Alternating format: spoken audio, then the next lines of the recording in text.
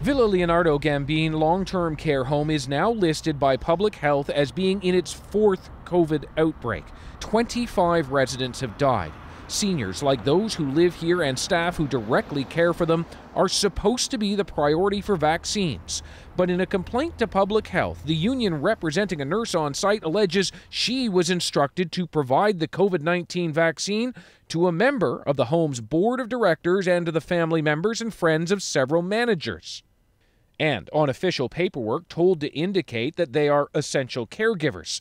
The union says this was for at least 10 people who came to the home and asserts a medical professional removed some doses of the vaccine for what appeared to be his personal use.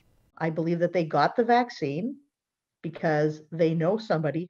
And the union's Charlene Nero says the nurse didn't like what was happening. She was actually offered the opportunity to call her own family members in who are not yet on the priority list for vaccines and have them vaccinated. She declined. But board chair Andrew Iacobelli did take a shot. Only after, he says, all of the available staff and residents received the vaccine. There were leftovers, so those not on the priority list were given a shot, instead of having them expire and disposing of them.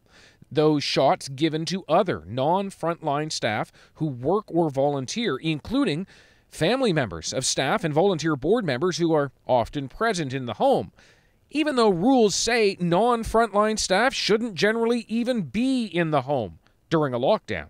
If these allegations are proved to be correct, this is just completely unacceptable. But this prominent geriatrician says others should have been found, such as off-duty staff or residents at other homes. This is what concerns you when we have extra doses that are not going into the right arms. York Region Public Health says it generally reaches out to medical first responders to use up leftover shots. It is now sending officials to oversee the home's next immunization clinic, as many long-term care residents across Ontario still have not got their first shot.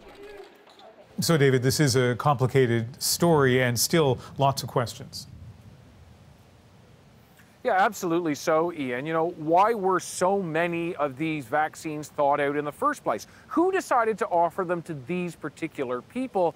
And then who decided to even allow them inside, particularly because homes like this across the province have been locked down since the beginning of the pandemic.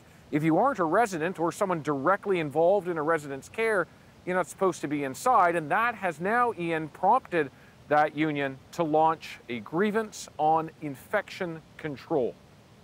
David Common, Ian Vaughan, Ontario, tonight. Thanks.